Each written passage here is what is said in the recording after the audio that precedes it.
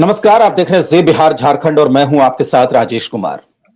अ, आप सब जानते हैं कि 5 बजे का जो वक्त है वो डिजिटल डिबेट का है और समय की आपाधापी की वजह से, समय की कमी की वजह से हम कई बार टीवी पर, टेलीविजन पर डिटेल में हम बातचीत नहीं कर सकते हैं मुद्दों पर, इसलिए हमने ये डिबेट का वक्त रखा है।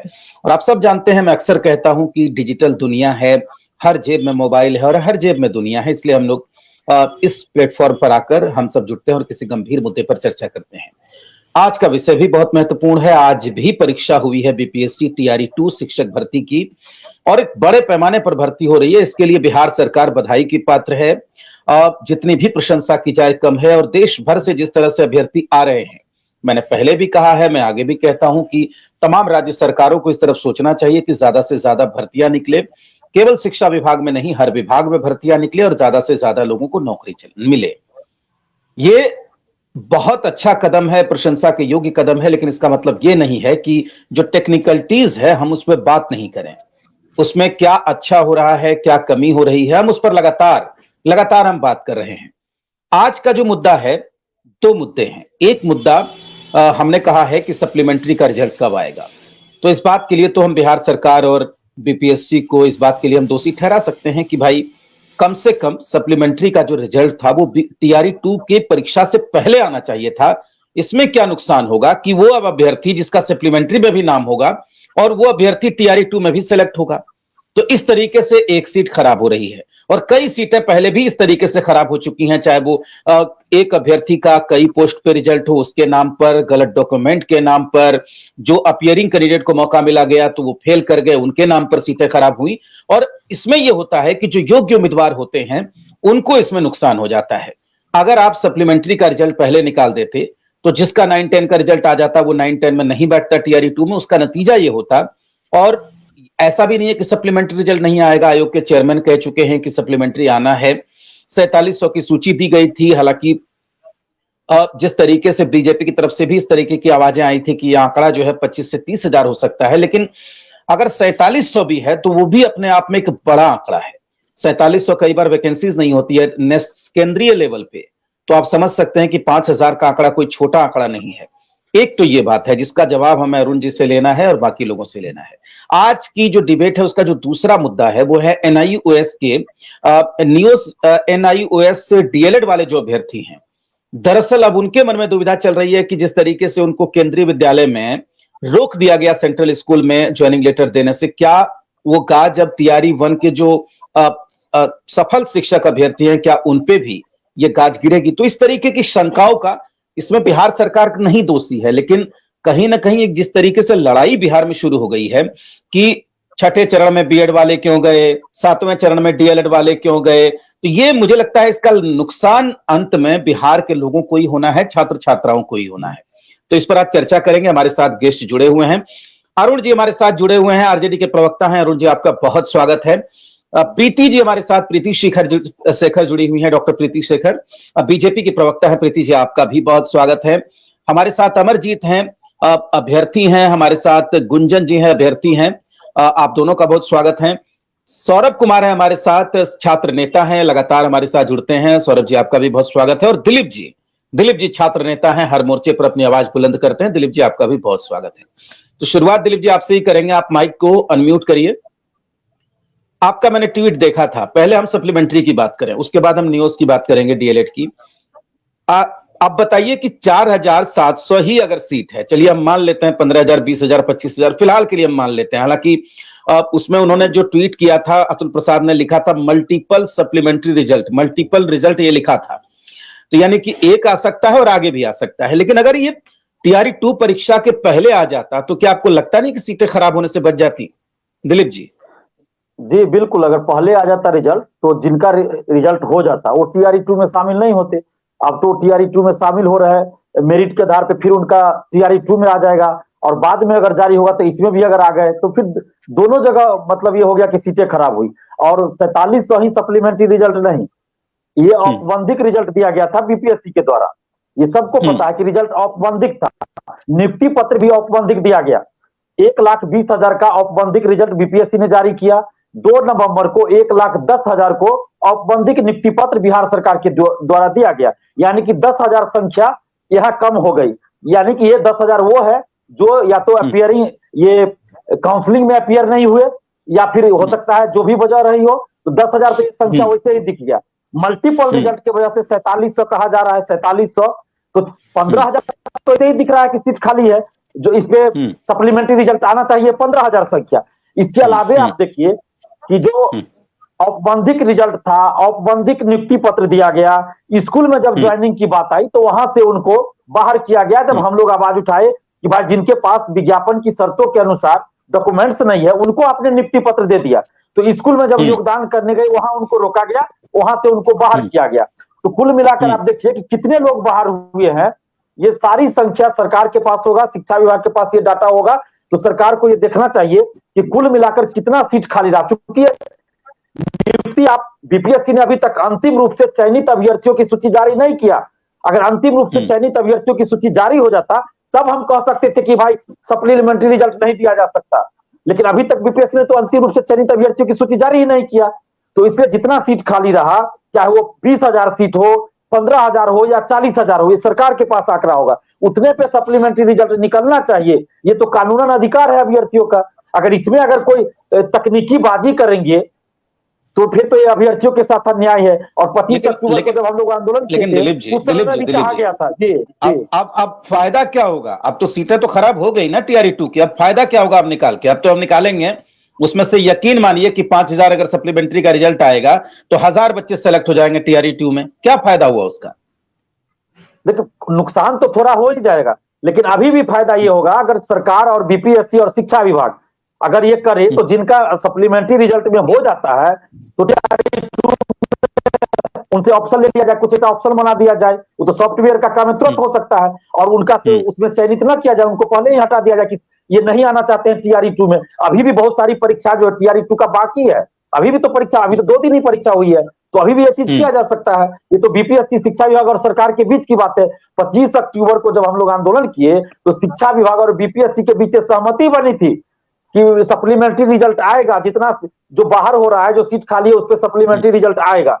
बहुत सारे मीडिया में एक खबर चली थी, लेकिन अब क्या हो गया भाई, अब क्यों ऐसा कहा जा रहा है कि सिर्फ मल्टीपल रिजल्ट देंगे? मल्टीपल रिजल्ट इसके लिए दोषी कौन है, हम ये जानना चाहते हैं। आपने 1,70,000 वैकेंसी निकाला, 1,20,000 का आपने मेरिट औपबंधिक मेरिट दिया, और उसके बाद 1,10,000 को औपबंधिक नियुक्ति पत्र दिया, तो इसके लिए अभ्यर्थी तो दोषी नहीं है ना। आपको पहले फिल्टर कर लेना चाहिए कि किनके पास डॉक्यूमेंट है नहीं है, उसके बाद आपको रिजल्ट जारी करना चाहिए। दिलीप जी कम से कम टीआरई 1 से सबक तो लेना चाहिए था टीआरई 2 में, कम से कम उसकी कमियों को यहाँ दूर तो कर सकते थे जी। बिल्कुल, टीआरई 2 में कम से कम उस कमी को दूर करें। अभी भी हम आग्रह कर रहे हैं, मांग कर रहे हैं कि टीआरई 2 की गलती को टीआरई 2 में, टीआरई 1 की गलती को टीआरई 2 में न दोहराया जाए।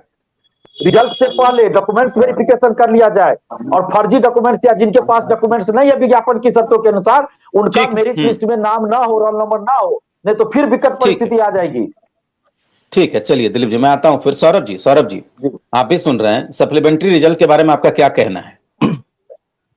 निश्चित रूप से राजेश सर, आपको बता दें कि आज अभी हम बैठक करके ही आ रहे हैं गांधी मैदान में, गांधी मूर्ति के पास। सप्लीमेंट्री रिजल्ट के मांग को लेकर आज हमारी बैठक थी, और बैठक आज नहीं हुई है, 4 दिन हम लोग गर्दनी बाग धरना स्थल पर भी बैठे थे, फिर बीपीएससी ऑफिस भी गए, चेयरमैन से भी मुलाकात हुई, फिर उसके बाद हम लोग शिक्षा विभाग भी गए। तो शिक्षा विभाग से ये कहा जाता है कि जो भी पद खाली है उसकी सूची हम बीपीएससी को भेज दिए हैं, और जब बीपीएससी से जाते हैं तो वहाँ जी, और जब बीपीएससी जाते हैं तो वहाँ ये कहा जाता है एक सूची आई है और भी सूची जो आ जाएगी तो उसके बाद जो है हम रिजल्ट निकालेंगे। तो ये बीपीएससी और शिक्षा विभाग के बीच भी क्या तालमेल की कमी है या लीपापोती का प्रयास है सप्लीमेंट्री रिजल्ट को लेकर?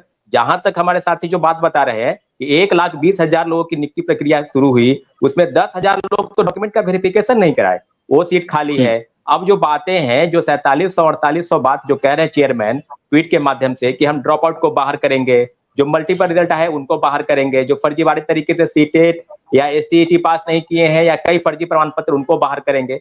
तो सब मिला के आंकड़ा जो कहा जाए, अभी भी 92,000 लोग ही ज्वाइन किए हैं। ये मैं नहीं कह रहा हूं, ये तमाम न्यूज़पेपर के चैनल के माध्यम से चीजें प्रकाशित हो रही है। तो 28,000 पद अभी भी रिक्त हैं और मांगों को लेकर लगातार प्रदर्शन हो रहे हैं। आज भी हम दिन भर बैठक किए हैं, बैठक के माध्यम से ये तय हुआ है कि आगे अपने आंदोलन को तेज किया जाएगा, क्योंकि बिहार सरकार अब लगातार सेकेंड फेज की बहाली में भी प्रक्रिया शुरू है, परीक्षाएं हो रही है, परीक्षा 15 तक चलेगी और उसके बाद फिर रिजल्ट की प्रक्रिया में ये लोग लग जाएंगे। तो सेकेंड फेज की बहाली को अगर बात की जाए तो प्रथम फेज में सप्लीमेंट्री रिजल्ट की मांग बिल्कुल जायज है। 28,000 पद अगर रिक्त है तो उसको जल्द से जल्द भरा जाए, क्योंकि हम लोग की मांग बिल्कुल गलत नहीं है, बिल्कुल सही मांग है। और प्रथम फेज की बहाली की पूरी प्रक्रिया समाप्त होने के पहले ये सेकेंड फेज की बहाली प्रक्रिया आप शुरू कर दिए, तो जाहिर सी राजेश सर आप बिल्कुल सही बात बता रहे थे कि सेकेंड फेज के पहले इनका रिजल्ट आना हर हाल में जरूरी था। तो फिर फायदा क्या होगा? फायदा तो यही होगा कि जो लोग पास कर जाएंगे प्रथम फेज की बहाली में, उनका सेकेंड फेज की बहाली में रिजल्ट आ जाएगा। तो निश्चित रूप से आपके चैनल के माध्यम से हम मांग करते हैं बीपीएससी से जो भी पद खाली है रिक्त, 28,000 से ज्यादा पद रिक्त है, सभी पर सप्लीमेंट्री रिजल्ट जल्द से जल्द जारी हो। जी ठीक है सौरभ जी। चलिए अमरजीत, मैं आता हूं अरुण जी और प्रीति जी आप लोगों से। पॉलिटिकल मुद्दे पहले इस विषय को समझ लीजिए। अमरजीत जी, आप भी अभ्यर्थी हैं, तो जो ये इंतजार हो रहा है सप्लीमेंट्री रिजल्ट का, किसी का तो नंबर बराबर है, किसी का 1 नंबर कम हो गया है, किसी का 2 नंबर कम है, जाहिर सी बात है कि अब उनको मन नहीं लग रहा होगा इस परीक्षा को देने में TRE2। वो चाहते होंगे कि जल्दी से सप्लीमेंट्री रिजल्ट आए और विभागवार जितनी रिक्तियां हैं कि हमारा भी हो जाए। अमरजीत।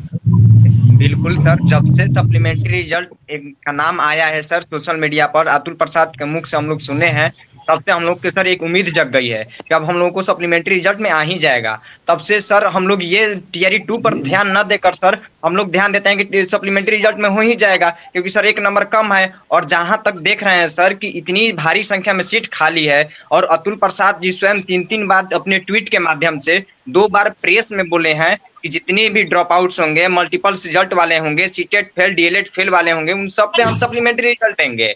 बाकी यहाँ तक कि विधानसभा शीतकालीन सत्र में भी लिखित जवाब दिया गया था संदीप सौरभ जी के माध्यम से कि हम सप्लीमेंट्री रिजल्ट देंगे सभी ड्रॉप आउट्स पे, मल्टीपल रिजल्ट पे। और आज सर ये सामने आ रहा है कि हम केवल मल्टीपल रिजल्ट पे 47 पे रिजल्ट दे रहे हैं। तो सर ये कहां तक न्याय संभव है? हम लोग ये अन्याय को कैसे सह सकते हैं सर, बताइए। 4700 में मल्टीपल रिजल्ट में भी PRT का बोल रहे हैं कि सीट 4 से 500 आ रहा है सर, इसमें हम लोग कैसे रह पाएंगे बताइए सर। हम PRT के कैंडिडेट हैं सर, और इतनी कम सीट पे, जबकि सर 10,000 सीट तो केवल वैसा बचा हुआ है जिसपे नियुक्ति पत्र लिया ही नहीं गया है। 10,000 सीधे दिख रहा है, और 47 से 4800 मल्टीपल रिजल्ट यानी 14,800 सीट तो सर सीधे दिख रहा है अतुल प्रसाद के माध्यम से। 2-3 दिन पहले अतुल प्रसाद जी अपने प्रेस में बोले हैं, प्रेस कॉन्फ्रेंस में, कि हम वही सीटों पर देंगे जिस पे लोग नियुक्ति पत्र नहीं लिए रहेंगे। तो 14,800 तो सर सीधे दिख रहा है, इसमें तो कोई डाउट ही नहीं है सर। 14,800 में तो कोई डाउट ही नहीं है, ये पूरा बिहार जानता है सर। लेकिन और उसके बावजूद सर 28,000 लोग तो सीधे दिख रहे हैं कि ज्वाइन नहीं किए हैं, 28,000 लोग जो है योगदान नहीं लिए हैं। फिर भी सर ये बिहार सरकार और BPSC आयोग द्वारा से इस सीट का घोटाला जो चल रहा है, ये सर हम लोग कतई बर्दाश्त नहीं करेंगे, और इसके लिए हम लोग सर हर पहलू से उतरेंगे, आंदोलन से लेकर कोर्ट का भी दरवाजा खटखटाएंगे। पहले तो हम यही नीतीश कुमार और तेजस्वी यादव जी से हाथ जोड़कर विनती करते हैं सर कि हमारी मांगे को पूरा करें, और जितनी भी सीट रिक्त रह गया है उनको सर सप्लीमेंट्री रिजल्ट जारी करे। ये 4700 और 4800 के चोटी पसंद नहीं कर।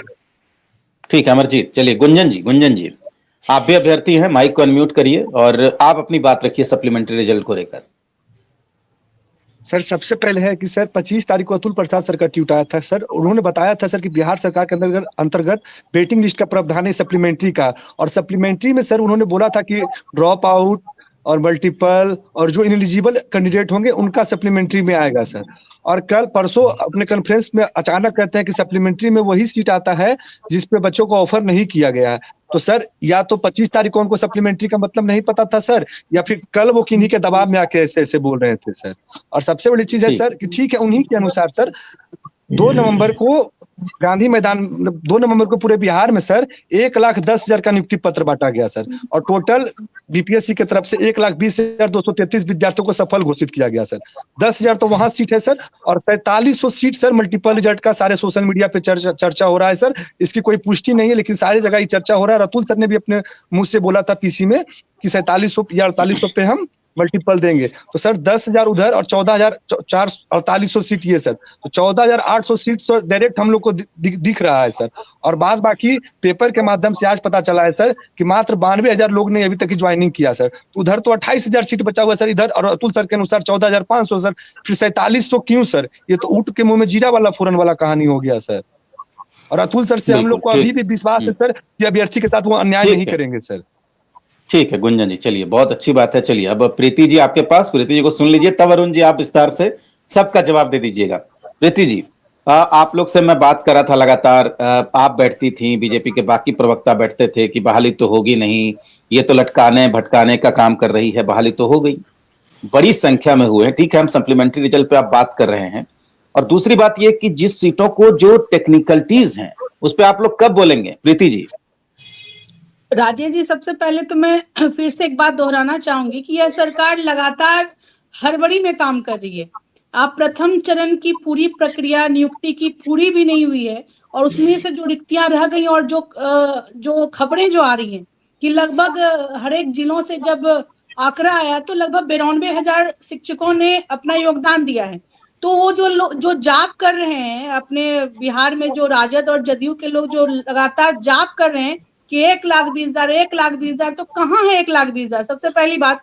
दूसरी बात, जो कि सप्लीमेंट्री रिजल्ट की बात थी, और उससे पहले ही आप प्रक्रिया पूरी किए बिना आप दूसरे चरण की नियुक्ति आप निकाल देते हैं। तो जो लोग मान लेते हैं कि उधर भी आप वो पास कर जाते हैं, फिर इसमें भी वो हो जाते हैं, तो फिर से तो रिक्तियां हो जाएंगी। तो यह सरकार बिना प्लानिंग के चल रही है। मुझे लगता है कि शिक्षक अभ्यर्थियों के साथ ये बिल्कुल नाइंसाफी कर रही है। आप नियुक्ति कर रहे हैं, ये बहुत अच्छी बात है, जो भी शिक्षक नियुक्त होकर आए हैं वो बधाई के पात्र हैं, लेकिन इसके साथ ही जो किसी कारण छोटे कम अंकों से जो छूट जाएंगे या फिर जिसका दोनों में आ जाएगा परिणाम, उन शिक्षकों के बारे में आप सोचिए। तो यह सरकार नहीं सोच रही है। अब देख लीजिए NIOS जो आपके आज के डिबेट का भी मुद्दा है, तो उसके तहत भी जो है ना सुप्रीम कोर्ट के द्वारा रोक लगा दी गई। तो पहले भी सरकार, मैंने कहा ना, ये सारा काम इसलिए हो रहा है क्योंकि हड़बड़ी में हो रहा है। बस पता नहीं सरकार को ऐसा लग रहा है कि ये शिक्षक नियुक्ति प्रक्रिया के जरिए ही पूरा 2024 लोकसभा फतह कर लेंगे, 2025 विधानसभा फतह कर लेंगे। इसे जल्द में करते जाओ चाहे उसका परिणाम कितना भी खराब हो। तो आज ये देखने को मिल रहा है कि सरकार की हड़बड़ी के कारण सिर्फ गड़बड़ियां हो रही हैं, जो शिक्षक अभ्यर्थी हैं वो परेशान हो रहे हैं, और उनके साथ नाइंसाफी हो रही है, उनके मौलिक अधिकारों का हनन हो रहा है। जी ठीक है अरुण जी जी। राजेश जी। अब हाँ ठीक है प्रीति, मैं दोबारा आता हूं आपके पास। अरुण जी, ओके। एक साथ अब इतने सारे आरोप आपके ऊपर लगे हैं, हालांकि मैंने डिबेट की शुरुआत में ही कह दिया कि सरकार बधाई की पात्र है, लेकिन इसका यह मतलब नहीं है कि इसके हम खामियों पे कमियों पे हम चर्चा न करें। अरुण जी। देखिए, सारे जो जिस सवाल को आरोप कह रहे हैं, ये आरोप है नहीं, ये मन ग्रंथ बातें हैं, तथ्यहीन आरोप है, कहीं फिजुल्ला बात है। और कई अभी हमारे छात्र नेता बोल रहे थे कि अतुल प्रसाद जी ने कहा इस स्रोत से आएंगे तो फिर रिजल्ट जारी करेंगे। तो रिजल्ट को समझना पड़ेगा ना, उन्होंने ऐसा कभी नहीं कहा। कोई अगर प्रूफ निकाल दे, पूरक परिणाम की बात उन्होंने की है, कही है, लगातार सरकार का भी निगाह है, और जो पूरक परिणाम आने हैं 4700 जो विभाग ने आयोग को सबमिट कर दिया है सूची, मतलब जो अभ्यर्थी 2 जगह 3 जगह पास किए, उत्तीर्ण हुए, उन्हें तो एक ही जगह ना नियुक्ति मिलेगी, एक ही सीट पे ना। तो उस तरह के जो अभ्यर्थी हैं, उस तरह के जो पद हैं, 4700 की लमसम शिक्षा विभाग के संज्ञान में जो आया, शिक्षा विभाग ने वह सूची बीपीएससी को सबमिट कर दिया है। और सवाल है कि अब यह रिजल्ट कब आना है। तो आप जानते हैं बीपीएससी के पास कितने सारे काम हैं और किस तीव्र गति से और ईमानदारी के साथ छात्रों के अनुरूप, बिहार वासियों के अनुरूप काम कर रही है, यह तो पूरे देश सराह रही है। इसलिए उन पर तो कहीं कोई सवाल उठाने का प्रश्न ही नहीं उठता है। अगर कोई उठाते हैं तो फिर चलिए भाई, अभिव्यक्ति की आजादी है। तो पूरक परिणाम, राजेश जी, जो सवाल मेन है, वो कभी भी आ सकते हैं। उसके बाद है जो 10,000 की बात कही जा रही थी कि जो अभी तक मतलब वो किन्हीं कारणों से वो सामने नहीं आ पाए, या फिर आप कह सकते हैं कि 28,000 से अधिक जो है नियोजित शिक्षक भी इसमें पास किए हैं वो भी रिक्तियां आएगी। तो विभाग ने और सरकार ने तो स्पष्ट किया है वह रिक्तियां तीसरे चरण में, क्योंकि नियुक्तियों की भी कैलेंडर जारी कर दिया गया है, प्रत्येक वर्ष होगी। वो जमाना चला गया। ये महागठबंधन की सरकार है, यहाँ नौकरियों की भरमार है। सिर्फ बिहार के नौजवान तैयारी और मेहनत और फेस करने के लिए तैयार रहे। चारों तरफ नौकरियों की बहार है, हर क्षेत्र में, हर विभाग में। अब वो जमाना लद गया जब एनडीए बीजेपी गठबंधन में थी। और आप देख रहे हैं जितना बीमारी अभी आप, मैं जवाब ले लूंगा प्रीति जी आपसे। पहले तो आप एक सिर्फ ये पूरक परिणाम पर चर्चा कर रहे थे, अभी ये जो NIOS वाली बात कर रहे हैं, या हमारे छठी चरण में जो आज बीएड अभ्यर्थी जो जॉब कर रहे थे, बीएड पास, उन पर भी कोर्ट का तलवार चला 22,000 से अधिक। चाहे 3,90,000 बीएड अभ्यर्थी जो नौकरी पाने से वंचित रह गए फेज 1 में, वो हो, या ये सब कि ये सब सारा बीमारी किन कारणों से आया है, जग जाहिर है। आप तो इंट्रो में ही कह दिया केंद्र सरकार। मैं आपको दोष दिया भी नहीं उसके लिए अरुण जी, मैंने दिया भी नहीं आपको। भारतीय जनता पार्टी ने जब मान्यता दी, मैंने सिर्फ ये कहा। अरुण जी एक सेकंड अरुण जी, एक सेकंड आप अपनी बात जारी रखिएगा। अरुण जी आप मेरी बात सुन लीजिए। अरुण जी आप अपनी बात जारी रखिएगा। अरुण जी आप मेरी बात सुन लीजिए, आप अपनी बात जारी रखिएगा। मैं ये कह रहा हूं अरुण जी कि मैंने तो पहले ही आपको कह दिया कि इसमें आपका दोष नहीं है, लेकिन छात्रों के संशय को दूर करने की जिम्मेदारी बिहार सरकार की है, मैंने ये भी कहा। बिल्कुल। आप राजेश जी, आपने प्रेस कॉन्फ्रेंस अगर गंभीरता से सुना होगा, कई यहाँ हमारे राजनीतिक विश्लेषक भी हैं, छात्र नेता भी हैं। अब बीएड वाले भी मामले में आपने देखा होगा 3,90,000 जो अभ्यर्थी थे, आखिरी दम तक बिहार सरकार न्यायालय का दरवाजा खटखटाया, उनके भविष्य के साथ उनके लिए संघर्ष किया। लेकिन जो न्यायालय का डिसीजन आया वो सर्वमान्य है, उसके विपरीत तो आप जा नहीं सकते। अब यह देखिए NIOS वाला जो मामला है, इसमें भी अतुल प्रसाद जी ने कहा है जो अभ्यर्थी फॉर्म भर चुके हैं उनका हम एडमिट कार्ड भी जारी करेंगे, परीक्षा तक लेंगे और उनके साथ आखिरी दम तक खड़ा रहेंगे और बिहार सरकार खड़ा रहेगी।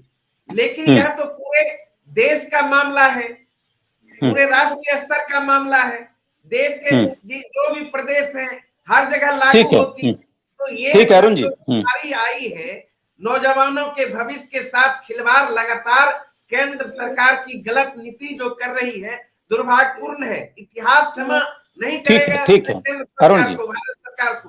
ठीक मैं फिर आता हूँ अरुण जी। पॉलिसी ने नौजवानों का भविष्य बर्बाद करने का काम किया है। ठीक है अरुण जी, मैं आ रहा हूँ अरुण जी, मैं फिर आऊंगा आपके पास। काम किया है, यह दुर्भाग्यपूर्ण है। राजेश जी ठीक है। मैं डॉक्टर संजय हमारे साथ जुड़ गए हैं, राजनीतिक विश्लेषक हैं डॉक्टर संजय कुमार जी, मैं उनके पास जाऊंगा। लेकिन प्रीति जी अगर आप कुछ रिप्लाई करना चाहें संक्षेप में, केंद्र सरकार पे हमला बोल रहे थे अरुण जी, उसके बाद मैं जाता हूं डॉक्टर संजय के पास। जी राजेश जी, मैं बस इतना ही कहना चाहती हूँ कि केंद्र सरकार हर एक सेक्टर में नौकरियां दे रही है, इन्हें जो दिख नहीं रहा है, सबको आत्मनिर्भर बना रही है केंद्र सरकार, जो इनको दिख नहीं रहा है। और यह जो सुन लीजिए अरुण जी, सुन लीजिए ना, वो चुप थी, आप बोल रहे थे वो चुप थी, गड़बड़ियां सुन लीजिए अरुण जी, सुन लीजिए आप। यह भी इनको नहीं दिख रहा है, तो इन्हें पहले तो ये सोचना चाहिए कि शिक्षक अभ्यर्थियों के साथ नाइंसाफी क्यों हो रहा है बिहार में। क्यों नहीं आप अपने कमिटमेंट पे खरा उतर पा रहे हैं? क्यों नहीं आप पर कार्रवाई होनी चाहिए? बिहार सरकार जो लोगों के अधिकारों का हनन कर रही है, आप उनके इमोशन के साथ भी खेल रहे हैं। बार बार इस तरह की तरीके से हड़बड़ी में गड़बड़ी करके आप उनके भावना से भी खिलवाड़ कर रहे हैं, यह सोचना चाहिए सरकार को। जी राजेश, ठीक है प्रीति जी, अरुण जी, ठीक है अरुण किस गड़बड़ी की आप बात कर रहे हैं? कुछ आ रहा हूँ ना अरुण जी, मैं आ रहा हूँ, आप सुन लीजिए जरा, डॉक्टर संजय को सुन लीजिए। डॉक्टर संजय जी आप तो बाद में आए हैं। डॉक्टर संजय कुमार जी, हमारा डिबेट ये है कि सप्लीमेंट्री का रिजल्ट जो है, ठीक है, बात हो रही है कि पूरक परिणाम निकलते हैं, केंद्रीय विद्यालय में भी निकलते हैं, सब जगह निकलते हैं, हर वैकेंसी में। लेकिन TRE 2 के एग्जाम से पहले अगर सप्लीमेंट्री आ जाता तो एक सीट खराब होने से बच जाती।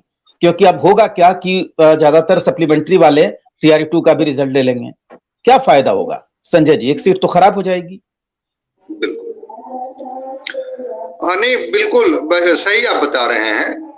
इसके पहले भी यही हुआ था कि जो स्टेट एलिजिबिलिटी क्वालिफाइड जो छात्र थे उनका रिजल्ट नहीं हुआ था, जिन कारणों से भी नहीं हुआ था। हालांकि बिहार बोर्ड चाहती तो शिक्षक नियुक्ति के पहले उनका रिजल्ट करवा देती और तब जाकर के फिर बच्चों से फॉर्म भरवाती कि ठीक है भाई, अब आप स्टेट एलिजिबिलिटी टेस्ट क्वालिफाइड हैं, अब आप एलिजिबल हैं, आप भरिए। जिन कारणों से भी देर हुआ, लेकिन वो एक वर्ष तो छूटा बच्चों का। और बिहार तो इसके लिए, ये जो यूथ है वो लगा रहता है कि भाई हमें मौका मिले, अवसर मिले। आज मैं देख रहा था एक जगह कि 30 वर्ष तक के उम्र वाले युवाओं की संख्या 9 करोड़ है बिहार में। अगर 13 करोड़ कुछ आबादी है बिहार की और 9 करोड़ वाले लोग 30 वर्ष तक ही हैं, तो कितनी बड़ी आबादी है जो इस इंतजार में है कि हमें अपॉर्चुनिटी मिले। एक दूसरी, मैं सहमत हूं कि जो कोर्ट का मामला होता है वो कोर्ट के मामले में कोई सरकार कुछ नहीं कर सकती है, लेकिन जो इन विद्यार्थियों के साथ हुआ, राजस्थान कोर्ट का फैसला आ चुका था तब तक कि प्राइमरी स्कूल के लिए जो बीएड वाले हैं वो एलिजिबल नहीं है, और सुप्रीम कोर्ट ने उसको ये किया था, कहा कि नहीं, जो हाईकोर्ट का फैसला है हम उसको मानते हैं। ये जानकारी बिहार सरकार को मिल गई थी कि राजस्थान में ऐसा हो चुका है।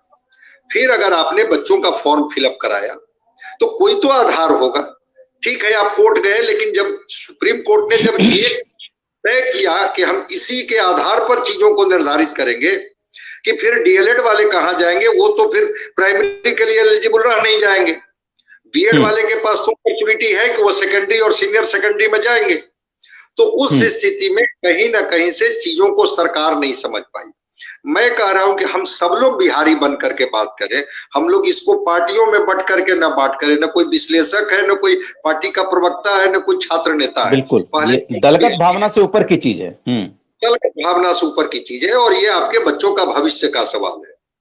तो मैं कहता हूं कि एक तो कि इतने वर्षों के बाद ये वैकेंसी आ रही है, एक उत्साह है नौजवानों में, खास करके जो बच्चे जो क्वालिफाई करते हैं, चाहे वो सीसेट करें, स्टेट एलिजिबिलिटी टेस्ट क्वालिफाई करें, उनके मन में लगता है कि अगर मैंने डीएलएड बीएड किया है तो एक अपॉर्चुनिटी सरकार हमको दे रही है, तो हम कहीं ना कहीं से नियुक्त हो जाएंगे। और नियुक्त होंगे तो एक व्यक्ति की नियुक्ति नहीं होती है, हर कोई इस बात से सहमत होंगे कि एक परिवार खड़ा हो जाता है, क्योंकि उनके ऊपर उनके पिता हैं, उनकी माँ है, उनका भाई है, उसके बहन की शादी है, उसके पूरे परिवार की जिम्मेवारी होती है। अगर उसमें इफ एंड व्हाट आता है, आप ये कहते हैं कि आयोग के पास इतना समय नहीं है, अगर आयोग के पास समय नहीं है तो एजेंसियों को हायर कर ले आयोग। बहुत सारी चीजों के लिए आयोग हायर करती है एजेंसियां, और उन एजेंसियों के माध्यम से स्क्रूटनाइज कर ले, पहले चीजों को देख ले कि हम कैसे क्या कर सकते हैं, और तब जाकर के, चूंकि जो असमंजस की स्थिति में जो बच्चों को बीच में ला करके छोड़ दिया जाता है। ठीक, आपने सवाल किया कि सप्लीमेंट्री का रिजल्ट अगर आ जाता तो शायद उन बच्चों के भविष्य के लिए बेहतर होता। अगर आपने डिले किया तो इसकी जिम्मेवारी लेनी होगी। मैं आपको नहीं कह रहा हूं कि ये सरकार ही सब काम करेगी, लेकिन सरकार, जो भी संस्थान है जो इसके लिए जिम्मेवार हैं, क्या उनकी जिम्मेवारी नहीं बनती है? और जब सरकार उनको आयरन हैंडेड निर्देश देगी कि आपको इन परिणाम को देना होगा और इस अवधि में देनी होगी, तभी जाकर के हम इसको करेंगे। इसका मतलब कि आपस में कोऑर्डिनेशन का अभाव है। बीपीएससी कोई और निर्णय लेती है, आपका बिहार बोर्ड जो है वो कोई और निर्णय लेती है, सरकार कहीं और सोचते रहती है। तो जब तक आप सारी चीजों को कोरिलेट और कोऑर्डिनेट नहीं कीजिएगा, ये बात होगी। और इस सवाल तो सरकार से होगा, चूंकि आप मुखिया हैं। जब सरकार से नहीं सवाल होगा तो किससे सरकार होगा? हम पदाधिकारी, बोर्ड, कमीशन, बीपीएससी की बात हम नहीं करेंगे। हम तो सीधे सीधे सरकार को जिम्मेवार मानेंगे ना, कि आखिर इतने उम्मीद के बाद बच्चों के मन में ये भाव आया कि अब एक हमें नौकरी मिलेगी। और शिक्षक के बारे में आप मान लीजिए, मैं एक लाइन में कह के अपनी बात को समाप्त करता हूं कि शिक्षक एक परिवार की ही जिम्मेवारी नहीं लेगा, आपके निर्माण में भी महत्वपूर्ण भूमिका करेगा। क्योंकि शिक्षक बड़ा संवेदनशील प्राणी होता है, वो शिक्षण का दायित्व तो करेगा ही, वो निर्माण का काम भी करेगा। समाज का निर्माण से लेके, राज्य के निर्माण से लेकर राष्ट्र का निर्माण करेगा। तो थोड़ा उसके मन में असमंजस और असंतोष का भाव ना आने दे, और सरकार की जिम्मेवारी बनती है कि इन चीजों का होमवर्क पहले कर ले, उसके बाद इनका डेट निकाले तो ज्यादा अच्छा हो। ठीक है संजय जी, मैं अक्सर कहता हूं, मैं आपके साथ भी मैंने कई बार डिबेट में ये बात कही है कि शिक्षक भर्ती केवल रोजगार से जुड़ा हुआ मसला नहीं है। ये सवाल बिहार के भविष्य का है। ये बिहार की जो भावी पीढ़ी है और उनके कर्णधार हम बहाल कर रहे हैं। तो ये समस्या केवल रोजगार की बात नहीं हो रही है।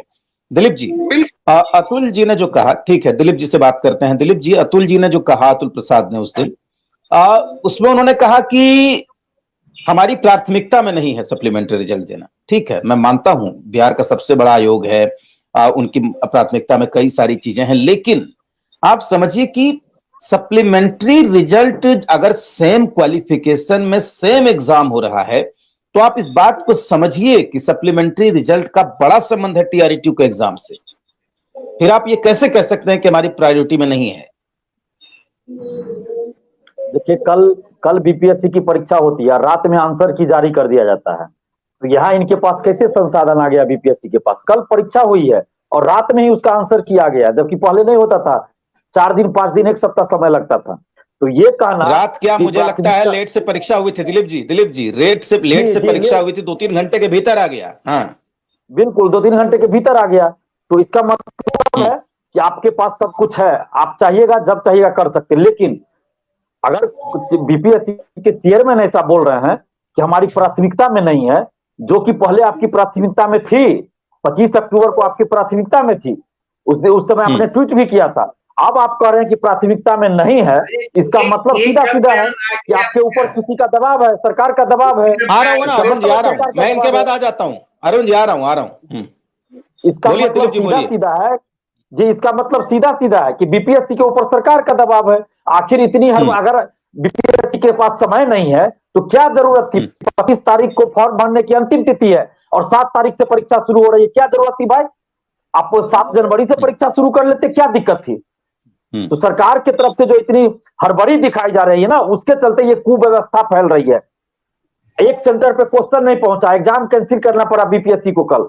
आपको पता होना चाहिए सर, ये एक सेंटर पे कल क्वेश्चन नहीं पहुंचा, एग्जाम कैंसिल करना पड़ा। सीतामढ़ी में आप 7 जनवरी से ही परीक्षा करवाते तो इसमें कौन सा पहाड़ टूट पड़ता? मैं बार बार सरकार से ये सवाल कर रहा हूं। TRE-1 में देखिए, STET परीक्षा पहले नहीं करवाया आपने, बीपीएससी की परीक्षा हो जाती है उसके बाद आप STET करवाते हैं, क्या फायदा हुआ उसका भाई? आप वही परीक्षा पहले क्यों नहीं करवाए, जबकि हम लोग मांग कर रहे थे बार बार? तो हम लोगों के बारे में कह रहे हैं कि भाई पार्टी का ये है तो वो है, तो हम लोग तो सही सलाह दे रहे हैं आपको ना जी। अभी भी हम सरकार को कर रहे हैं जी। ठीक है, मैं आता हूं मैं बाकी लोगों के पास भी, लेकिन अरुण जी कुछ बोलना चाह रहे हैं। अरुण जी।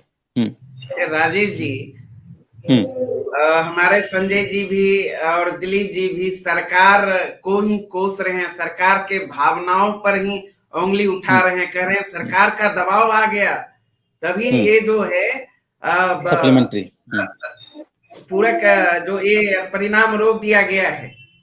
जब है सरकार के भावनाओं पर और सरकार के गंभीरता पे सवाल, हंसी आती है।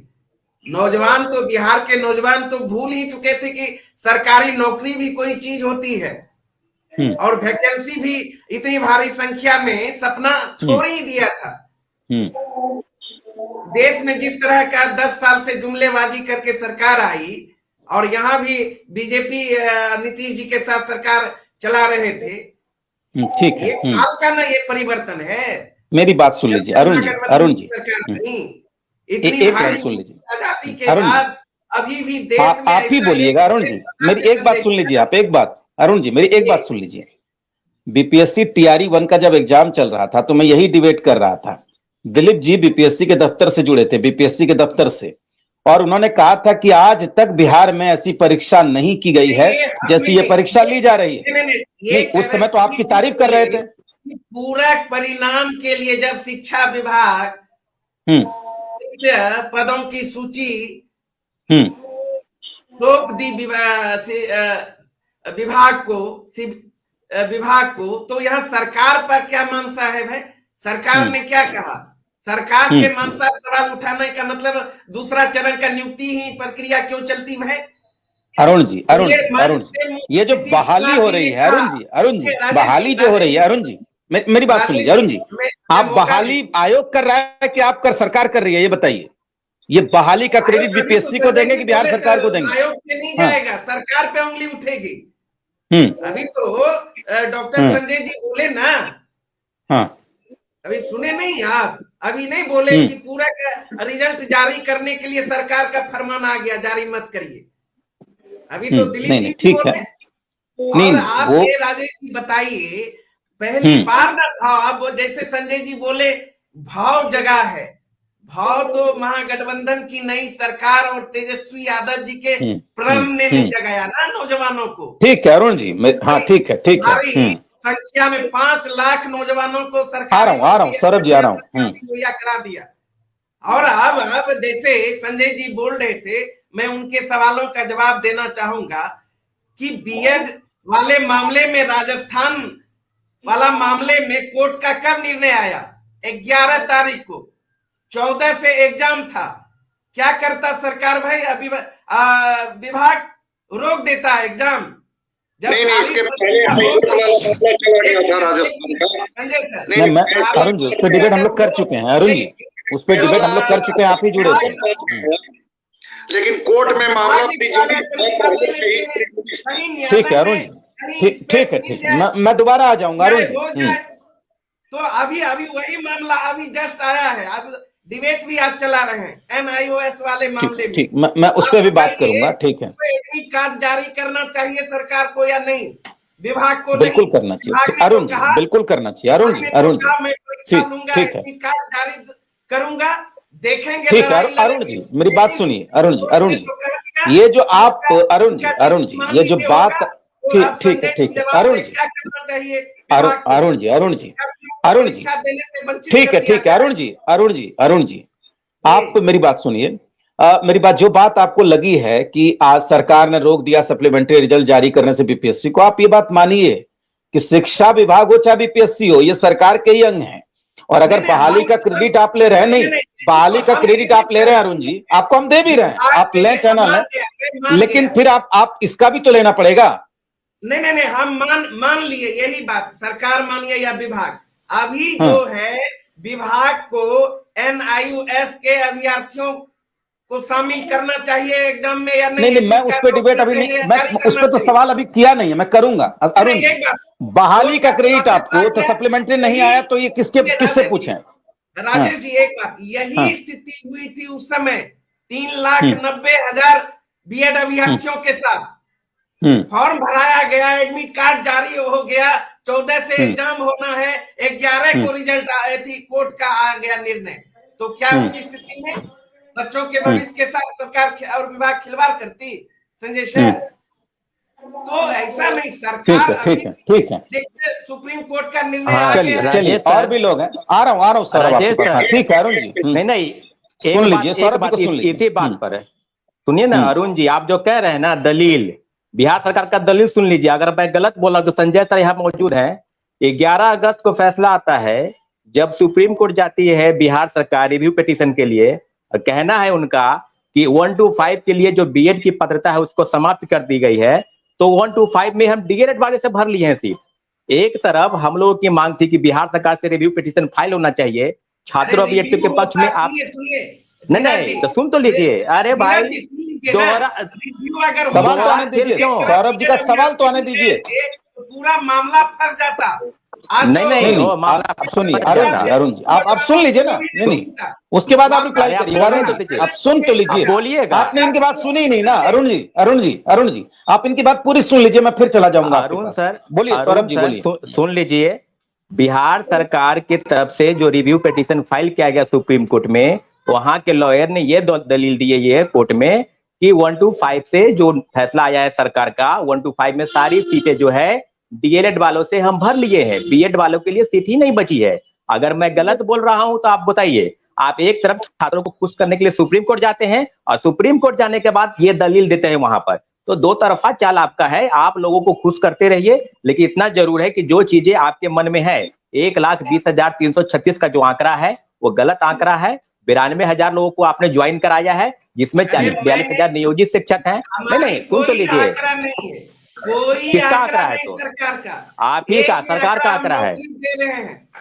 आप नौकरी दे रहे, अब आप ठीक है सौरभ, बहाली अभी पूरी नहीं हुई है। चलिए अरुण जी, चलिए ठीक है, मैं निश्चित रूप से सारे पदों पर सप्लीमेंट्री रिजल्ट निकालना चाहिए। जी बिल्कुल, ठीक है सौरभ जी और अरुण जी, अभी बाकी लोग भी हैं राउंड से। दिलीप जी, मैं बाकी लोगों से फिर आता हूं। अरुण जी आपके पास अभी समय है। दिलीप जी, अब हम बात करेंगे NIOS DLED की। मैंने शुरू में ही कह दिया, अपने चर्चा के शुरू में ही दिलीप जी आप जुड़े हुए थे कि चलिए सरकार दोषी नहीं है अगर इस तरीके की बात आती है कि छठे चरण में बीएड वाले नहीं करेंगे, सातवें चरण में जो बहाल हुए TRE 1 में जो बहाल हुए हैं उसमें 18 महीने के DLED वाले हैं, वो नौकरी कर रहे हैं। लेकिन के पाठक जी का एक वीडियो भी वायरल हुआ, आपने सुना होगा कि जो बहाल हो गए हैं उनको तो कोई दिक्कत नहीं, लेकिन आगे दिक्कत होगी TRE 2 में। तो इस तरह की शंकाओं को, इस तरह के संशय को दूर क्यों नहीं करती है बिहार सरकार और BPSC? क्लियर करे, नोटिफिकेशन निकाले और कहे कि आप निश्चिंत रहिए, क्यों नहीं कहती है? जी बिल्कुल, यही तो दिक्कत है। TRE 1 में भी वही हुआ, TRE 2 में भी वही हो रहा है। और NIOS की जो बात है, तो इसमें हम बिहार सरकार को दोषी नहीं पूरी तरह बता सकते। इसमें सबसे ज्यादा दोषी NCTE और केंद्र सरकार है, अगर निष्पक्षता के साथ आप बात कीजिए तो। तो मैं भी कह रहा हूं, लेकिन भ्रम दूर कौन करेगा, संशय दूर कौन करेगा? भ्रम दूर बिहार सरकार को करना चाहिए, बिहार के शिक्षा मंत्री को करना चाहिए, मुख्यमंत्री जी, उप मुख्यमंत्री जी को भरोसा दिलाना चाहिए, सामने आकर बोलना चाहिए। लेकिन यहाँ तो चुप्पी साध दिया जाता है। और NIOS जिस समय लाया गया था कि DLED कराया जाएगा NIOS से, उस समय केंद्र सरकार को और NCTE को भी स्पष्ट करना चाहिए कि ये किसके लिए कोर्स है, कितने माह का कोर्स है। लेकिन कुछ क्यों फिर उतनी एक्सरसाइज क्यों की गई? जब नौकरी नहीं कर पाएंगे तो उतनी एक्सरसाइज क्यों की गई? किया ही नहीं जाना चाहिए, वही तो मैं कह रहा हूँ। या फिर जब उस समय लागू किया गया तो अभी केंद्र सरकार NCTE को और बिहार सरकार को अब इन शिक्षकों के साथ खड़े होना चाहिए था कि नहीं, आपके सुख दुख में हम साथ हैं, क्योंकि हमने बहाली किया।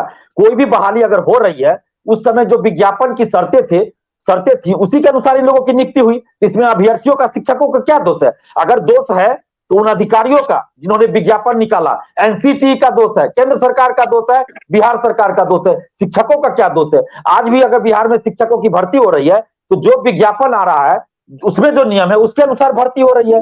अगर शिक्षक भर्ती हो जा रहे हैं अभी और 2 साल बाद कह दिया जाए कि नहीं ये तो नियम ही गलत था, तो इन शिक्षकों का उसमें क्या कसूर है?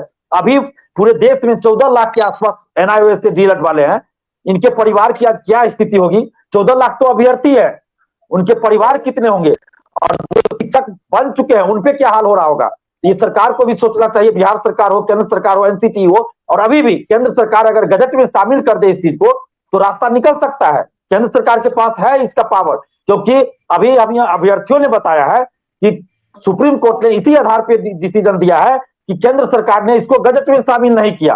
बिहार में भी कोई चीज हुआ था कि सरकार ने उस चीज को लागू कर दिया लेकिन गजट में शामिल नहीं किया। इसके चलते पटना हाईकोर्ट ने उस बहाली को ही कैंसिल कर दिया था। उसने अमीन बहाली में उस पूरे नियमावली को ही कैंसिल कर दिया, क्योंकि बिहार सरकार ने गजट में शामिल नहीं किया। यही गलती केंद्र सरकार ने किया। NIOS से DLED तो करवा दिया लेकिन गजट में शामिल नहीं किया, तो केंद्र सरकार को चाहिए कि उसको गजट में शामिल कीजिए और इन शिक्षकों के साथ आप खड़े रहिए कि आपने नियम बनाया, आपके नियम के तहत बहाली हुई, तो आपको शिक्षकों के साथ खड़े होना चाहिए। और केंद्र सरकार के पास तो ये पावर है ना, वो अध्यादेश ला सकती है केंद्र सरकार, चाहे वो BED का मामला हो, DLED का हो, NIOS का हो। लेकिन यहाँ पे बुरा लगेगा बहुत लोगों को, लेकिन मैं स्पष्ट रूप से कह रहा हूं कि बिहार में ही नहीं अन्य राज्यों में भी और पूरे देश की बात कर लीजिए, एक स्वच्छ और ईमानदार शिक्षा नीति की कमी रही है और इसके लिए कोई नेता, कोई पार्टी पहल नहीं कर रहे हैं और जिसका खामियाजा समय समय पर देश के युवाओं को भुगतना पड़ रहा है। ठीक है दिलीप जी।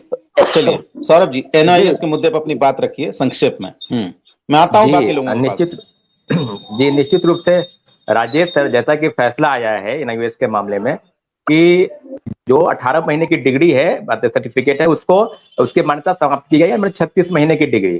तो बिहार सरकार तो प्रथम फेज की बहाली में भी हजारों परीक्षार्थी ऐसे हैं जो ज्वाइन कर लिए और उनके लिए बिहार सरकार की तरफ से अभी तक कोई गाइडलाइन नहीं आया है।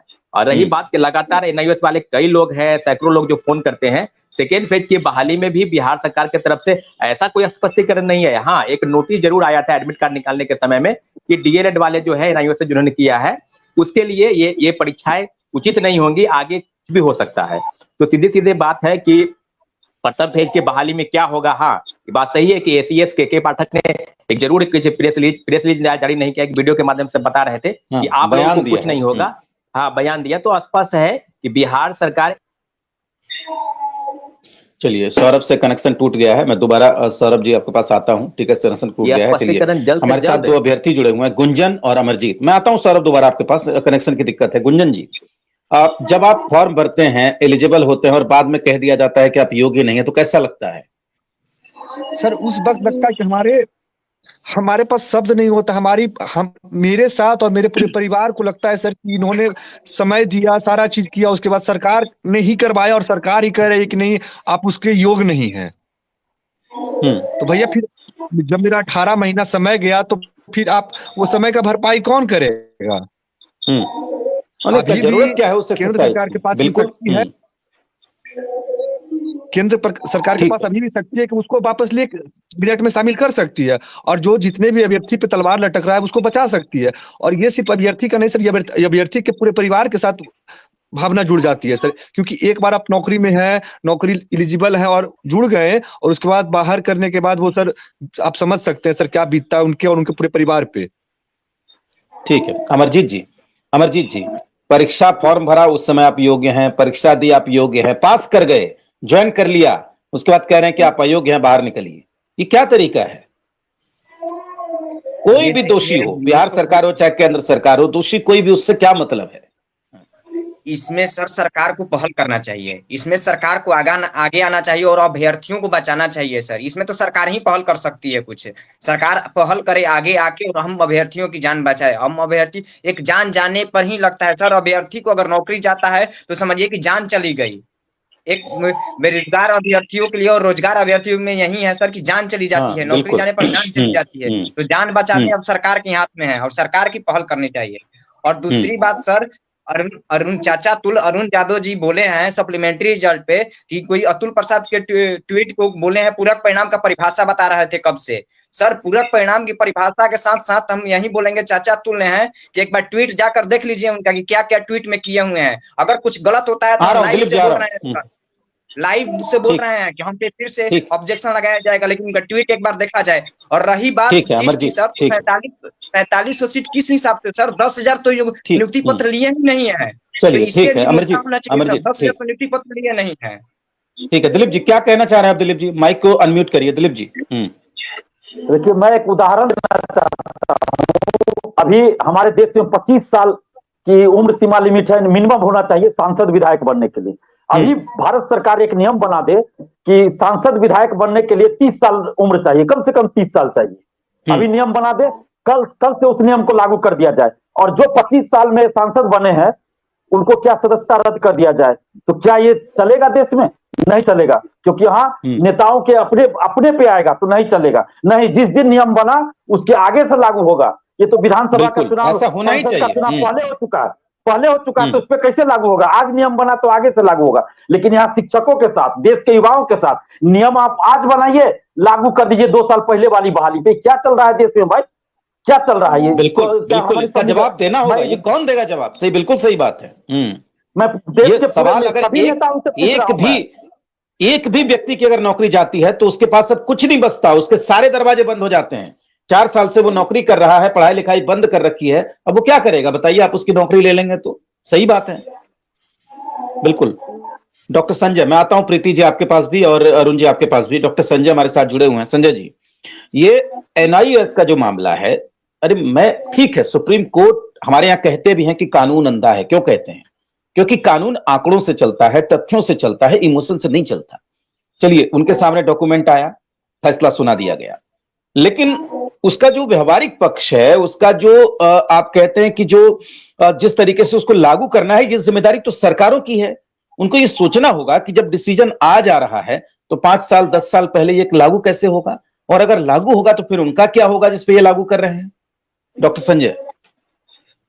देखिए, दो पक्ष को समझना होगा। लेजिस्लेटर जो कानून बनाता है और कोर्ट, चाहे वो जिला का कोर्ट हो या सुप्रीम कोर्ट हो या हाई कोर्ट हो, वो इंटरप्रेट करता है।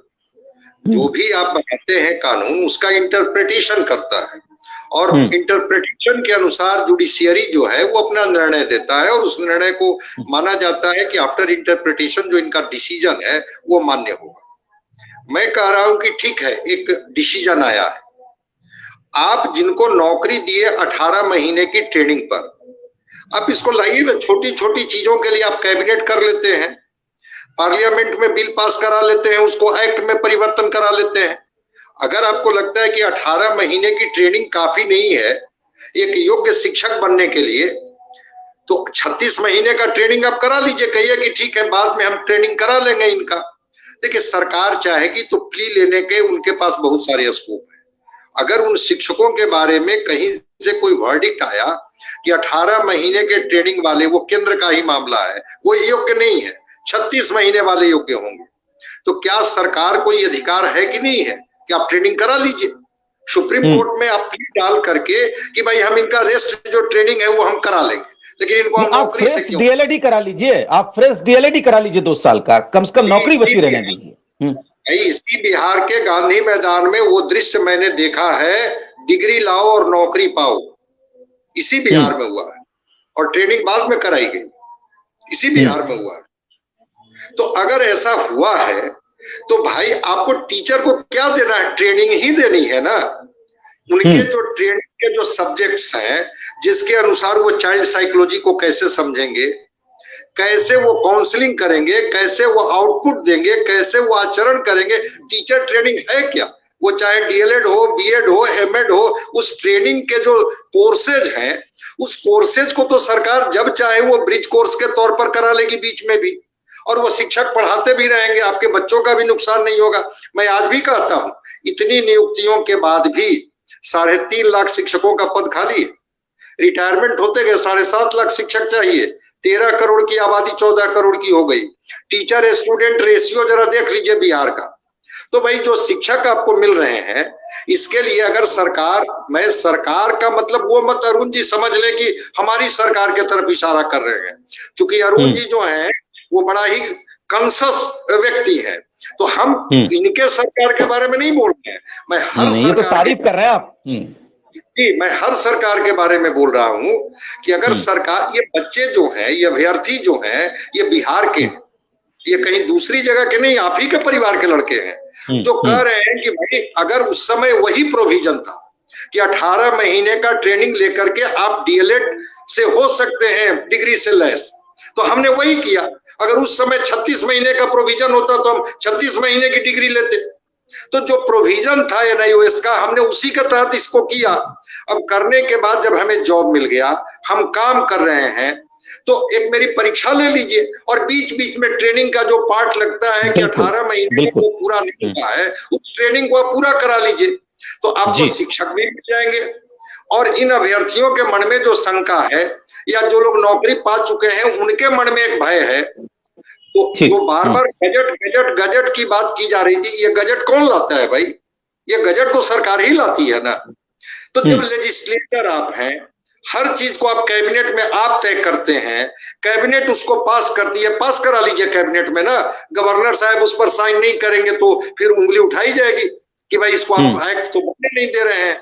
तो ऐसा, और कई सुप्रीम कोर्ट का वर्डिक्ट आया है जिस पर कि पार्लियामेंट ने अलग तरीके का निर्णय लिया, और पार्लियामेंट ने, सुप्रीम कोर्ट ने माना कि ठीक है वो सुप्रीम बॉडी है, लेजिस्लेचर उसका है, कानून वो बना सकती है।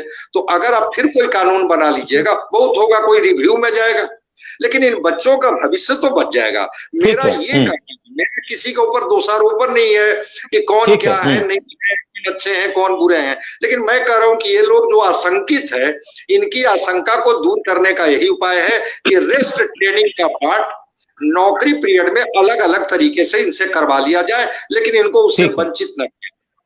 ठीक है, डॉक्टर संजय जी की बात से देखिए मैं भी सहमत हूं, और ये बात कहनी चाहिए, बिहार सरकार को बाकायदा नोटिफिकेशन जारी करके ये बात कह देनी चाहिए, कानून के जानकारों से सलाह लेकर के, तो जो विद्यार्थी जिनकी नौकरी हुई है ना, उनके मन से संशय दूर हो जाएगा। चलिए प्रीति जी, एक बात जो अरुण जी बार, हाँ मैं आ रहा हूं अरुण जी, अब मैं आ रहा हूं आपके पास। ठीक है, अपनी बात कह लीजिए अरुण जी, अपनी बात कह लीजिए संक्षेप में, फिर मैं आऊंगा आपके पास। चलिए अरुण जी।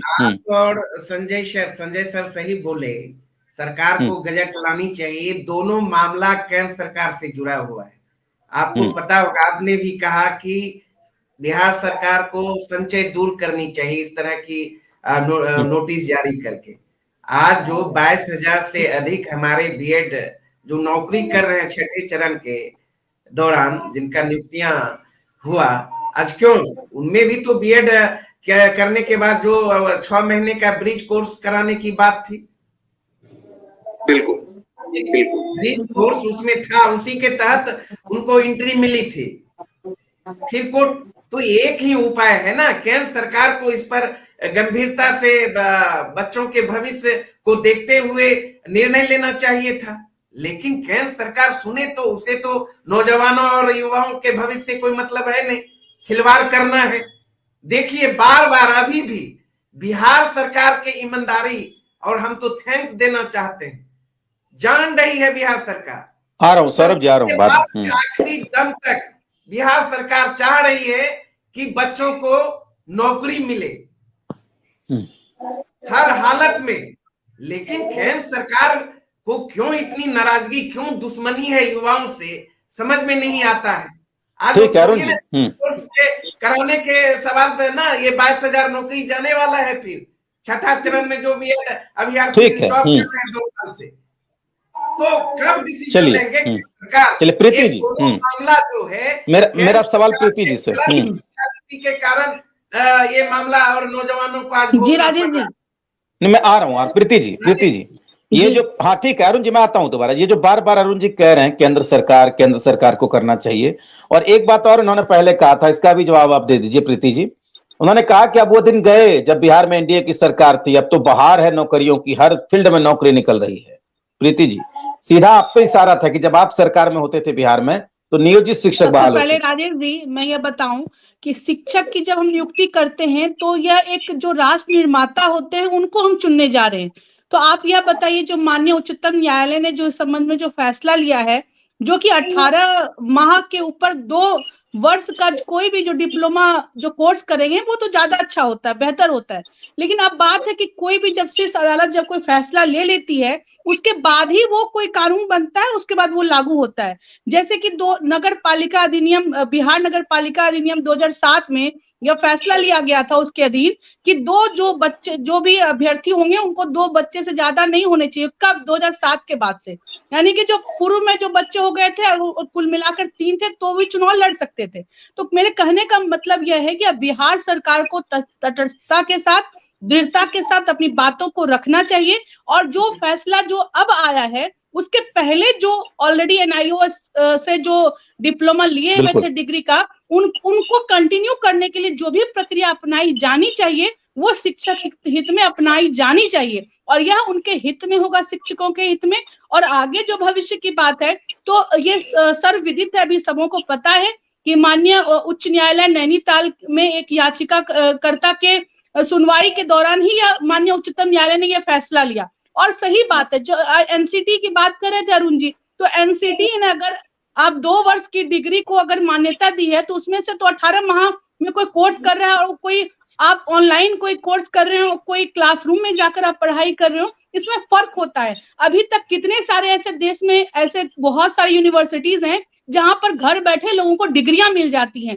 और आप ही के शासनकाल में डिग्रियों पर नौकरियां मिली, क्या हश्र हुआ उनका। और जो शिक्षा की तस्वीर जो बिहार की, जो सब पूरे देश में जो खराब मैसेज गया शिक्षा के क्षेत्र में, वो सब आपकी सरकार की ही देन है, जहां पर डिग्रियों के आधार पर नौकरियां बांटी गई। तो उस डिग्री का भी ख्याल रखिए। और जब कोई कानून बनता है और जब कोई शिक्षक नियुक्ति में, चूंकि शिक्षक कहा जाता है कि teachers are real gainer of the nation, तो उन शिक्षकों को जिनके ऊपर पूरे भविष्य की जिम्मेदारी होती है, उनको लेकर यदि जो सबसे, अरुण जी आप 2 मिनट शांत रहिए ना, मैंने आपकी बातों को सुना। सुन लीजिए अरुण जी, बस अब खत्म हो गया, टाइम ज्यादा नहीं है। एक मिनट में प्रीति जी, एक मिनट में अपनी बात रखिए, अब प्रोग्राम का टाइम नहीं है हमारे पास। बता रही हूँ, मैं सिर्फ यही कहना चाहूंगी कि सरकार को, बिहार सरकार को अब इसके लिए सोचना चाहिए और जो भी मार्ग अपनाए जाने चाहिए, चाहे वो अपने कैबिनेट में डिसीजन लेकर उसको अधिसूचित करके, जो भी जैसे संभव हो माननीय न्यायालय के शरण में जाकर, लेकिन जो पूर्व में जो यह डिग्रियां धारी जो भी है, जो शिक्षक बन चुके हैं, उनको यथावत रखा जाना चाहिए और आगे जो माननीय उच्चतम न्यायालय का जो फैसला आया है वो तो आगे वैलिड होगा ही, वो ऑब्वियस है। और सबसे अंतिम में मैं यही कहना चाहूंगी कि नौकरियों की भरमार नहीं, आप लोगों को पंगु बना रहे हैं, आपने लोगों को धोखा दिया है। 1,20,000 का दावा करके आप 90,000 भी आप पूरी नहीं कर पा रहे, जो आंकड़े आ रहे हैं उसमें भी कई लोग पूर्व नियोजित शिक्षक को ही आप हाथ में जो है डिग्रियां थमा रहे थे, नियुक्ति पत्र थमा रहे थे। इसलिए यह बोलना आप बंद करिए और केंद्र सरकार सबों के लिए सोचती ही नहीं है, सबों के लिए कर भी रही है, इसलिए बिहार में ये आपको सोचने की आवश्यकता है। जी राजेश जी। चलिए अरुण जी, मैं आता हूं आपके पास, कार्यक्रम को खत्म करेंगे, उससे पहले सौरभ कुछ कहना चाह रहे हैं। सौरभ जी, निश्चित रूप से राजेश सर, आज दोनों जो आपके मुद्दे थे, हम लोग के मुद्दे काफी गंभीर विषय है। एनआईओएस डीएलएड के मामले में निश्चित रूप से बिहार सरकार को पहल करनी चाहिए कि प्रथम फेज की बहाली में जितने भी शिक्षक नियुक्त हैं डीएलएड वाले, उसके लिए क्या रास्ता है या खत्म हो गया है, इसके बारे में नोटिफिकेशन जल्द से जल्द निकाले। और सबसे प्रमुख मांग, जिसके लिए आज ही नहीं हम लगभग महीनों से सप्लीमेंट्री रिजल्ट की मांग को लेकर लगातार प्रदर्शन कर रहे हैं। 4 दिन गर्दनीबाग धरना स्थल पर बैठे, बीपीएससी ऑफिस गए और लगातार आज भी हम बैठक ही किए थे। तो बैठक के माध्यम से हुआ है कि एनी हाउ 4300 और 4800 रिजल्ट शिक्षक अभ्यर्थियों को किसी भी तरीके से स्वीकार नहीं है। हम लोगों को जो पूरक परिणाम है, 28,000 से ज्यादा पद रिक्त है, तो सभी पदों पर सप्लीमेंट्री रिजल्ट निकाले। और बीपीएससी चेयरमैन सर जो कह रहे थे, जो ट्वीट किए थे 25 अक्टूबर के दिन कि हम देंगे रिजल्ट, आपकी दोनों बातों पर हम भरोसा करते हैं। या तो ये आपकी दोनों बात सही है या आपकी दोनों बात गलत है। तो मुझे लगता है कि बीपीएससी चेयरमैन सर स्पष्ट कर दे, लेकिन ये जो टाल मटोल का खेल चल रहा है इसको हम लोग होने नहीं देंगे सर। निश्चित रूप से आंदोलन को पेश करेंगे, क्योंकि सप्लीमेंट्री रिजल्ट की मांग हम लोग की बिल्कुल जायज है। इसके लिए बिहार सरकार की तरफ से पहल होनी चाहिए, बीपीएससी हो या शिक्षा विभाग हो, निश्चित रूप से इसके तरफ अरुण जी। जी ठीक है अरुण जी, मेरा आखिरी सवाल आपसे है कि अब सत्ता के प्रतिनिधि के तौर पर आप इस कार्यक्रम में जुड़े हैं, कुछ तो भरोसा देके जाइए सप्लीमेंट्री रिजल्ट को लेकर। कभी भी निकल सकता है, कभी भी हो सकता है। डिबेट से आप हम लोग ऑफ हैं, पता चला निकल गया, क्या बात है। चलिए, करने की बात नहीं है, निश्चिंत रहें। तो ये किसी की डिमांड और किसी के आग्रह पर थोड़े विभाग निकालेगी या सरकार निकालेगी। सरकार का प्रण है, विभाग का प्रण है, उन्होंने ही तो कहा है। किसी ने उनके पास जाके मांग किया था क्या, हमें इस तरह का पूरा परिणाम दे दीजिए? ये तो आएगा, चिंता करने की बात नहीं है। और जहां तक और मामले हैं, ये 2 मामले केंद्र से जुड़ा हुआ है। अब जो बीएड अभ्यर्थियों वाला मामला है या फिर ये आपको एनआईओएस वाला, ये तो सेंट्रल के दायरे में पूरे देश का ये सवाल है, पूरे देश का सवाल है। इस पे तो केंद्र सरकार को, नरेंद्र मोदी जी को गंभीर होना चाहिए, या फिर जैसे हमारे क्रांतिकारी बिहार के नौजवान शिक्षक नेता, छात्र नेता, सबको एक बार हुंकार भरनी चाहिए। बिहार सरकार के बारे में चिंता मत करिए, हम लोग बिहार के नौजवानों के भविष्य के सवाल पर विपरीत भी जो कदम उठाना होगा उठा लेंगे। निश्चित रूप से अरुण जी, हम लोग हुंकार भर रहे हैं। रेलवे का समय नहीं है जी, रेलवे का वैकेंसी निकालने के लिए हम लोगों ने ट्विटर अभियान चलाया है। हाँ, निश्चित रूप से सौरभ जी, समय नहीं। अरुण जी कंक्लूड करिए, कल किसी और मुद्दे पे जुड़ेंगे। ठीक है, बिहार के नौजवानों को एक बार हुंकार भरने की जरूरत है। कहती कुछ है, करती कुछ है। चलिए अरुण जी, बहुत शुक्रिया आपका, प्रीति जी आपका भी बहुत शुक्रिया, सौरभ जी, डॉक्टर संजय आपका भी बहुत शुक्रिया, और अमरजीत हमारे साथ जुड़े हुए थे, गुंजन जी और दिलीप जी हमारे साथ जुड़े हुए थे, आप सबका बहुत शुक्रिया। कल किसी और टॉपिक पे जुड़ते हैं, तब तक के लिए नमस्कार। सप्लीमेंट्री में सीट बढ़ना चाहिए सर।